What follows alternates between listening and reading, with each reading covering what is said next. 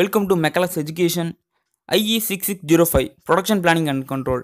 இதுக்கு most expected questions already பார்த்துருப்போம் வீடியோவில். சம் இம்பார்ட்டன்ட் ப்ராப்ளம் டாபிக்ஸ் இருக்குது. ப்ராப்ளம் கேட்குறதுக்கான வாய்ப்பு வந்து ரொம்ப கம்மி தான். இருந்தாலும் சம்டைம்ஸ் கொஷின் டஃப்பாக இருக்குது அப்படின்னா கண்டிப்பாக அந்த இடத்துல ப்ராப்ளம் இருக்கும். ஒரு யூனிட் வைஸ் வந்து மொத்தமே ஒரு 5 or 6 டாபிக்ஸ் தான் இருக்குது ப்ராப்ளம்ஸில். அது பார்த்தா கூட போதும். கண்டிப்பாக கொஷின் இட் மேபி டஃப்பாக இருந்தாலும் நம்மளால் அங்கே ஸ்கோர் பண்ண முடியும். அது என்னென்ன டாபிக்ங்கிறத யூனிட் வைஸ் பார்க்கலாம் வாங்க. ஃபஸ்ட் யூனிட்டில் ரொம்ப ஈஸியான டாபிக் தான். பிரேக் ஈவன் அனாலிசிஸ் இருக்குல்ல, அதை பேஸ் பண்ணி ப்ராப்ளம் வரதுக்கான வாய்ப்பு இருக்குது. லைக் வந்து பிரேக் ஈவன் பாயிண்ட்டோ இல்லை ப்ராஃபிட்டா ஆர் லாஸ் அப்படின்னு கேட்குறதுக்கான வாய்ப்பு வந்து இந்த யூனிட்டில் அதிகமாக இருக்குது. இதை தாண்டி வந்து மேக்ஸிமம் வேறு எதுவும் கேட்குறதுக்கான வாய்ப்பு இல்லை. Margin of safety, what is the profit, அந்த என்னென்ன டேர்ம்ஸ் இருக்குங்கிறத கொஞ்சம் தெளிவாக படிச்சுக்கோங்க. மேக்ஸிமம் வந்து பிரேக் ஈவன் பாயிண்ட் தான், வேறு எதுவும் தேவையில்ல. ஃபஸ்ட் யூனிட்டில் வந்து இதை மட்டுமே பார்த்தா விட போதும். எக்ஸ்ட்ரா பார்க்கணும் அப்படின்னா அந்த economics of a new product design அப்படின்னு நான் சொல்லியிருப்பேன் ப்ரொடக்ஷன் பிளானிங் கொஷின்ஸில், மோஸ்ட் எக்ஸ்பெக்ட் கொஷினில் சாமுவேல் ஐலாண்ட் மாடல்னு. அதில் ஒரே ஒரு ப்ராப்ளம் இருக்குது, சாம்பிள். அதை மட்டும் பார்த்துட்டா போதும், first unit over. Second unit வந்து ரொம்பவே கஷ்டம் ப்ராப்ளம் கேட்குறது. ஏன்னா ஒரு தியரி கொஷின்ஸே ஒரு 13 மார்க் கொஷின்ஸ் கேட்குறதுக்கான வாய்ப்பு நிறையா இருக்குது. அதுக்கான எலிஜிபிளும் இருக்குது அந்த கொஷின்ஸ்க்கு. அதனால் வந்து இந்த யூனிட்டில் ப்ராப்ளம் கண்டிப்பாக வராது. தேர்ட் யூனிட்டில் determination of minimum cost batch size அப்படின்னு ஒரு டாபிக் இருக்குது. அதை மட்டும் கொஞ்சம் பார்த்துக்குங்க. அதுக்கான வாய்ப்பு வந்து கொஞ்சம் அதிகமாக இருக்குது ப்ராப்ளம் கேட்குறதுக்கு.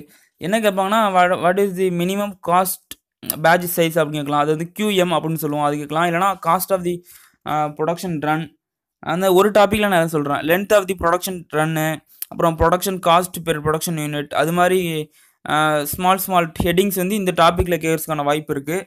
அதனால் இந்த யூனிட் கண்டிப்பாக படிச்சுங்க. தேர்ட் யூனிட்டில் ப்ராப்ளம் வரதுக்கான வாய்ப்பு கொஞ்சம் இருக்குது. ஃபோர்த் யூனிட்டில் ஜாப் ஷாப் ஸ்கெட்சுலிங் அப்படின்னு சொல்லியிருக்கேன். அதில் வந்து நிறைய டாபிக்ஸ் இருக்குது. Scheduling of n jobs on 1 machine, அப்புறம் n ஜாப் ஆன் 2 மிஷின்ஸ் அப்படின்னு நிறைய டாபிக்ஸ் இருக்குது. அந்த டாபிக்ஸில் மட்டும் கொஞ்சம் ப்ராப்ளம் பார்த்துங்க. ப்ராப்ளம் பார்த்துட்டா கண்டிப்பாக பண்ணிடலாம். இதில் கேட்குற டேர்ம் என்னென்னா what is the flow time, minimum flow time, அந்த மிஷினோட மினிமம் ஃப்ளோ டைம் என்னவா இருக்கும், அது மாதிரி கொஷின் வந்து இதில் கேட்கலாம். இதையும் பார்த்துங்க. ஃபோர்த் யூனிட்டில் இந்த ஒரு டாபிக் மட்டும் ப்ராப்ளம் பார்த்தா போதும். ஃபிஃப்த் யூனிட்டில் பார்த்தோன்னா எக்கனாமிக் ஆர்டர் குவான்டிட்டி அப்படின்னு தியரியில் படிச்சிருப்போம். அந்த கொஸ்டினில் உள்ள அந்த பேசிக் டேர்ம்ஸ் வச்சு ப்ராப்ளம் கேட்கலாம். மேஜராக கேட்குற என்னென்ன டேர்ம்ஸ் கேட்பாங்கன்னா எக்கனாமிக் ஆர்டர் குவான்டிட்டி, அப்புறம் வந்து number of orders per year, time between 2 consecutive orders, அது மாதிரி வந்து ஜஸ்ட்டு ஃபார்முலா வச்சு சப்ஸ்டியூட் பண்ணுற மாதிரி கேட்கலாம். இந்த ஆப்டிமல் காஸ்ட்டு அதெல்லாம் இருக்குது. அது மாதிரி ஜஸ்ட் வந்து ஃபார்முலா மட்டும் இருக்குது, அதை மட்டும் ரிமெம்பர் பண்ணிட்டா அழகாக இது கேட்டாங்கன்னா ஈஸியாக நம்மளால் ஆன்சர் பண்ணிட முடியும். நெக்ஸ்ட் டாபிக் பார்த்தோன்னா ஏபிசி அனாலிசிஸ் நமக்கு ஆல்ரெடி படிச்சிருப்போம் தியரியா. ஜஸ்ட்டு வந்து what is A, what is B, what is C அப்படின்னு நம்ம அந்த கொடுத்துருக்க ஆனுவல் கன்சம்ஷன் யூனிட் வச்சு இந்த மெட்டீரியல் நம்ம பிரிக்கணும், அந்த ஐட்டம்ஸை. அதுதான் நமக்கு வேலை இந்த கொஸ்டினில். இதுவும் ஈஸியானது தான். ஃபஸ்ட்டு வந்து ஜஸ்ட்டு ஆனுவல் கன்சம்ஷன் ரேட்லாம் கொடுத்துருப்பாங்க, அப்புறம் ப்ரைஸ், ஒவ்வொரு யூனிட்டுக்கு எவ்வளோ ப்ரைஸ் அப்படின்னு கொடுத்துருப்பாங்க. அது வந்து நம்ம டிசைனிங் ஆர்டரில் அரேஞ்ச் பண்ணிட்டு ரேங்க் கொடுத்துட்டு ஜஸ்ட் வந்து குமுலேட்டிவ் ஆனுவல் வேஜ் நம்ம கண்டுபிடிக்கணும். அப்புறம் பர்சன்டேஜ் கண்டுபிடிச்சிட்டா நம்ம வந்து கிளாஸ் பிரிச்சிடலாம். இது ஏ, இது பி, இது சி அப்படின்னு கிளாஸ் பிரிச்சிடலாம். தியரியில் படித்த மாதிரி தான். ஏன்னா என்ன, பின்னா என்ன, சீனா என்ன அப்படின்னு நமக்கு தெரியும். அதுக்கு எதுவுமே பிரிச்சுட்டா ஓவர், இந்த unit over. And this is enough. இந்த ப்ராப்ளம் வந்து கேட்குறதுன வாய்ப்பு ரொம்பவே கம்மி ப்ரொடக்ஷன் பிளானிங்கில். இன் சம் கேசஸ் கொஷின் டஃப்பாக இருக்குது அப்படின்னா கண்டிப்பாக ப்ராப்ளம் இருக்கும் அங்கே. அதனால தான் அந்த வீடியோ நான் போட்டேன்.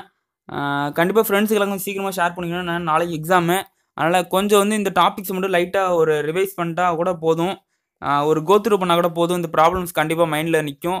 ஜஸ்ட் வந்து ஃபார்முலா கொடுத்து சப்ஸ்டியூட் பண்ணுற மாதிரி தான் எல்லா ப்ராப்ளமும். எந்த ஒரு டஃப்பு கிடையாது. ஒரு இன்ஜினியர் எக்கனாமிக்ஸ் மாதிரியே உள்ள பெரிய சப்ஜெக்ட் மாதிரியே கிடையாது. ரொம்ப ஈஸியான ப்ராப்ளம்ஸ் தான் இந்த சப்ஜெக்டில் இருக்குது. அதனால் ஜஸ்ட் வந்து இந்த 4 or 5 இதை மட்டும் டாபிக்ஸ் மட்டும் ஜஸ்ட் ரிவைஸ் பண்ணிட்டு போங்க. கண்டிப்பாக கொஷின் டஃப்பாக இருந்தாலும் நமக்கு ஈஸியாக இருக்கும். ஓகேவா? தேங்க்ஸ் ஃபார் வாட்சிங். Happy learning.